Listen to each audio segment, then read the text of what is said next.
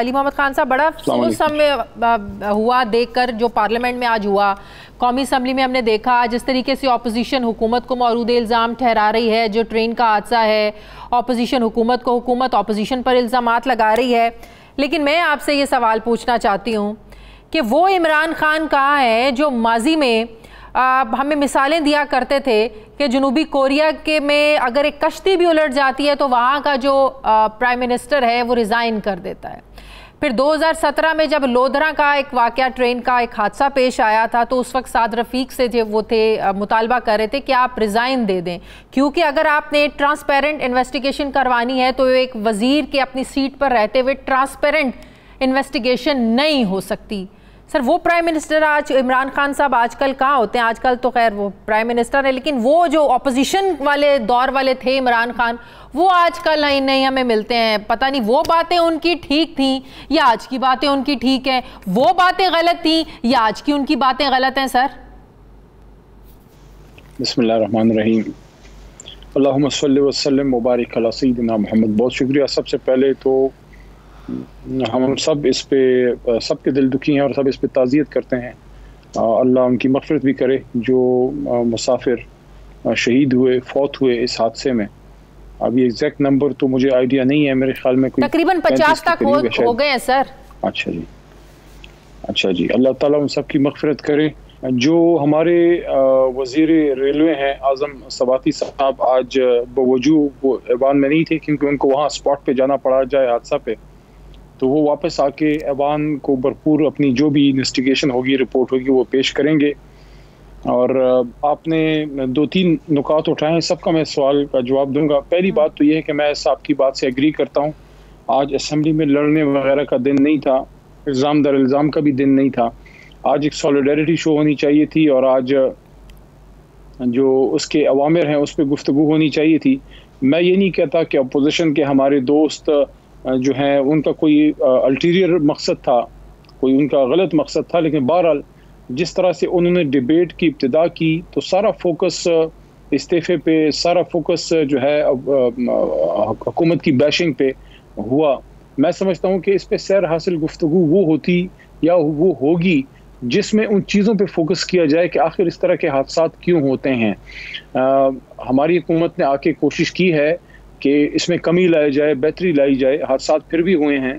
आज़म सवाती साहब के दौर में ये पहला बड़ा हादसा है। मैं समझता हूँ कि उनको हमसे भी ज़्यादा इसका दुख होगा। वो मिनिस्टर इंचार्ज हैं, इसके रिस्पॉन्सिबल आदमी है, सीनियर। लेकिन माजी में इस्तीफों का मुतालबा करने वाले आज क्यों कह रहे हैं कि इनके इस्तीफे का मुतालबा बेतुका है? मैं उस पे भी आना चाहता हूँ। जो जी मैं उस पे आ रहा था, आपने सवाल पहले भी किया है जी, मैं उस पे आ रहा था। देखें, मैं ये नहीं कहता कि खुदा न खास्ता खान साहब की वो माजी वाली बात गलत थी या आज हमारा स्टैंड सही है। मैं इस पे इस तरह नहीं लेता। मैं इसको इस तरह से लेता हूँ कि अगर तो हमारे वज़ीर रेलवे आज़म सवाती साहब के इस्तीफ़े से रेलवे ठीक हो जाती है और हमारे इन शहीदों के घरों को उनको एक मदावा, एक सुकून मिलता है तो उनको दे देना चाहिए। लेकिन अगर इस्तीफ़ा इसका हल नहीं है तो फिर इन अवामिर पे, उन वजूहात पे फोकस होना चाहिए जिसकी वजह से इस तरह के हादसे होते हैं। नहीं, हमें इमरान खान साहब कहा करते थे कि एक वजीर के नीचे इन्वेस्टिगेशन सही नहीं हो सकती।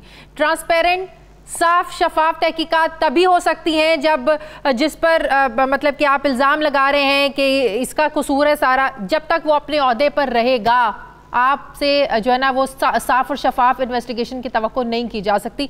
तो हम तो वो माजी का कहा हुआ प्राइम मिनिस्टर का याद दिलवा रहे हैं ना, या फिर रिजाइन दे दें अगर साफ शफाफ तहकीकात करवानी है तो।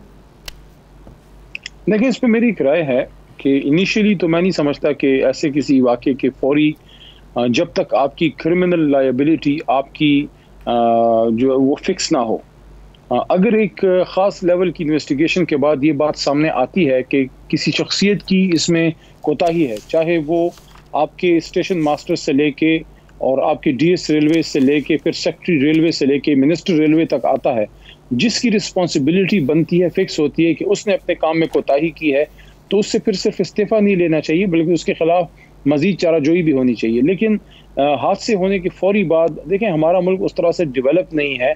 पहले हम अपने इदारे मजबूत करें, उसको उस लेवल तक लेके आएँ ताकि रिस्पॉन्सिबिलिटी फिक्स हो तो फौरी उसकी रिस्पॉन्सिबिलिटी मिनिस्टर के सर पे आए। अब इसका ये नहीं पता कि नीचे वाक़या हुआ तो किसकी गलती थी? क्या ट्रेन सर, को चलाने वाले की गलती थी? क्या लाइनमैन की थी? सर मैं बताती हूँ, ऐसे ट्रैक्स पर खदशात का इजहार, हादसों के खदशात का इजहार किया जा चुका।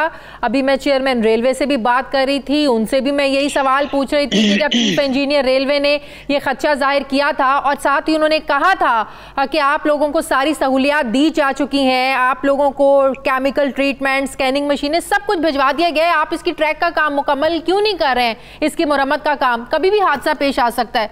सर, वार्न करने के बावजूद अगर उस ट्रैक पर मेंटेनेंस का काम नहीं हुआ तो कौन जिम्मेदार है फिर उसका? और फिर आपने इतनी नेग्लिजेंस कि आपने उस ट्रैक को ओपन रखा ट्रैवलिंग के लिए। लेकिन यही वो बात अब आपने खुद भी कर दी जो मैंने आपके गोश गुजार की और आपके सामने अर्ज की कि पहले इसकी रिस्पॉन्सिबिलिटी फिक्स हो कि अगर किसी ऑफिसर ने रिपोर्ट किया कि हमें ये मसला है और उस मसले का नोटिस नहीं लिया गया तो फिर जो कंसर्न ऑफिसर इंचार्ज है वो रिस्पॉन्सिबल है। लेकिन अगर नोटिस लिया गया और नीचे डायरेक्शन भी दी गई और उनको फैसिलिटीज़ भी भेजी गई, उनको इक्विपमेंट्स भी भेजे गई और नीचे वक्त पे काम नहीं हुआ तो फिर वो लोग रिस्पॉन्सिबल हैं। मेरे ख्याल में इसकी जो है एक इन्वेस्टिगेशन हो लेने दें। इसका मतलब है वज़ीर रेलवे सारी सिचुएशन से लाइल्म थे, खत लिखा गया, किन खदशात का इजहार किया गया, मेंटेनेंस का काम होना था लेकिन नहीं हुआ। अगर तो उन लाइल्म थे ये तो फिर बहुत बड़ी नेग्लिजेंस है, और अगर उनके इल्म में था उसके बावजूद भी नहीं हुआ ये भी फिर नाअहली है उनकी। देखिए, this is a point of debate. अब मेरे सामने वो फैक्ट्स नहीं हैं क्योंकि मिनिस्टर साहब से तो मेरी इस पर अभी बात नहीं हुई, लेकिन आई डोंट नो कि किस लेवल की इंफॉर्मेशन सेंटर में वज़ीर साहब को आती है, क्योंकि पाकिस्तान में बहुत सी ट्रेनें चलती हैं और हर ट्रेन की ट्रैक्स की इंफॉर्मेशन मुख्तलिफ लेवल तक पहुंचती है।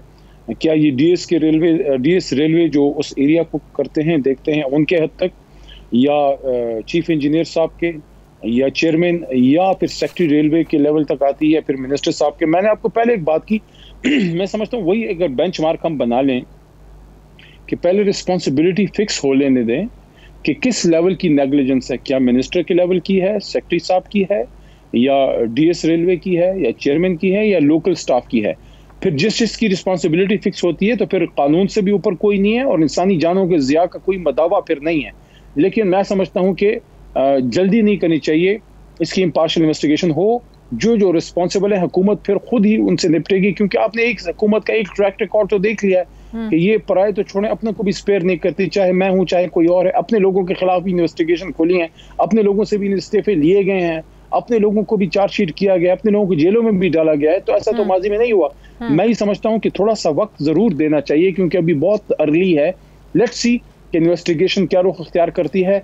मैं आपको यकीन दिलाना चाहता हूँ वज़ीर-ए-आज़म इमरान खान साहब की तरफ से कि अगर इसकी रिस्पॉन्सिबिलिटी जितने भी हाईएस्ट लेवल पे फिक्स होगी तो उस लेवल से पूछताछ होगी कानून के मुताबिक। आई एम होपफुल कि इमरान खान साहब का रिकॉर्ड ये बोलता है कि वो ऐसी चीजों में और जहां इंसानी जान इन्वॉल्व हो वहां तो कोई उनके पास कॉम्प्रोमाइज नहीं है जी।